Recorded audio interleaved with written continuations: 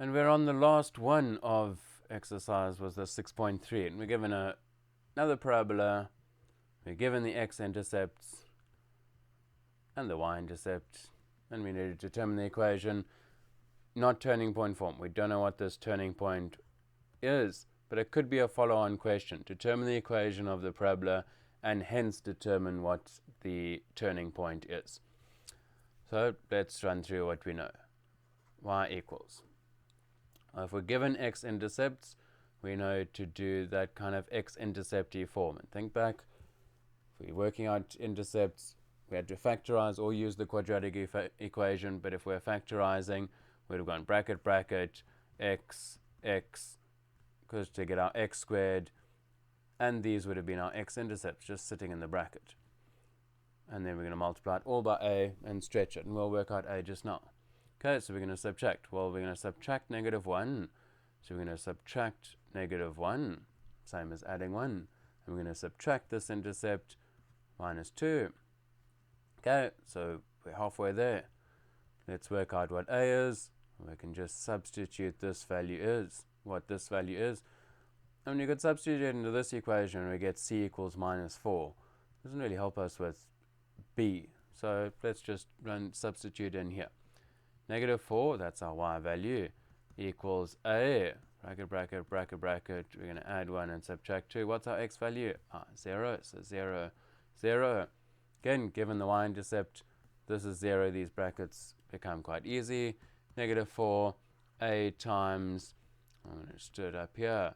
This is 1. This is -2. 1 times -2 gives us, so I can change pen and then think about it at the same time, -2.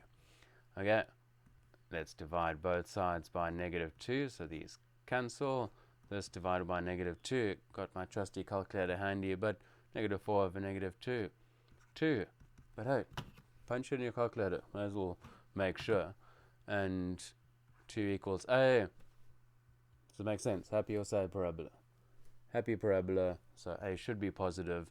So at least we know that's vaguely right. So y equals 2, x plus 1, x minus 2. Again, if the question asks determine a, b, and c, we could multiply this in. I'm just going to leave it there for the sake of the video, because that's the hard work. And there's our answer. Y equals 2, x plus 1, x minus 2. Yeah. You can probably pause now, but let's take that second part of the question. May as well, just think of it. What is the turning point? So let's take this. We know what this is, so we do have to multiply it out so we can get it into turning point form. So y equals 2 x squared minus x minus 2. Y equals 2x squared minus 2x minus 4. Cool. How could we find out the turning point? Because it would be nice then, we want this in the form y equals a x minus p squared plus q.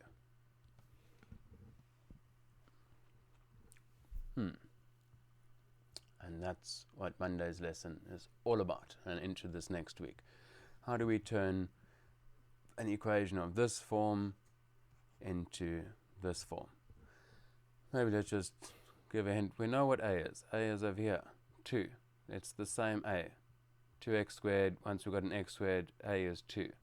So now that y equals 2x minus p squared plus q. Now you can complete the square, and what we're actually going to do is we're going to make our lives a bit easier and just say p equals minus b over 2a. And we're just going to remember this rule.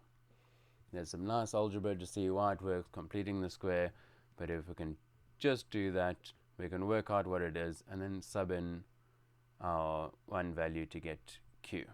So it's going to be easy enough to do it that way. But that's what this next week's for.